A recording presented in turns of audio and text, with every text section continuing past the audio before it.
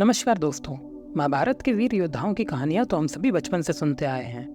आज के एपिसोड में हम इन्हीं योद्धाओं के रथों पर लहराते ध्वजों के बारे में बात करेंगे। वीडियो के अंत तक जरूर बने रहिएगा क्योंकि हम आपको अर्जुन और कर्ण के ध्वजों के पीछे छिपे रहस्य बताएंगे।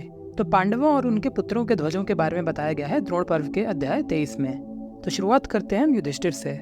युधिष्ठिर कुरु वंश के सबसे बड़े पुत्र थे और इसलिए उन्होंने अपने ध्वज पे चंद्रवंश का प्रतीक चंद्रमा धारण किया था। भीम के झंडे पे था चांदी का एक बड़ा शेर जिसकी आंखें नीली थी। ये उनकी ताकत का प्रतीक था। नकुल के ध्वज पे था एक लाल हिरण जिसकी पीठ सोने की थी, जो दर्शाता था नकुल की सुंदरता को।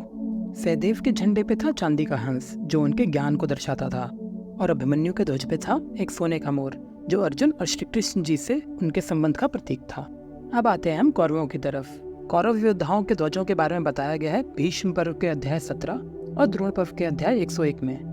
दुर्योधन के झंडे पे था एक हीरे मोती से सज्जित एक हाथी जो ये दर्शाता था कि दुर्योधन कुरु सेना का नेता है।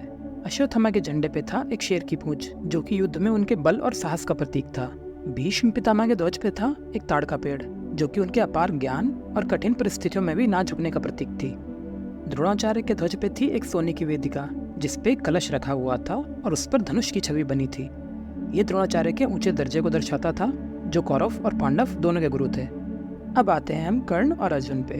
तो कर्ण के ध्वज पे था सोने से बनी एक हाथी की रस्सी जो ये दर्शाती थी कि कर्ण कैसे अपने फैसलों और परिस्थितियों से बंधा हुआ है।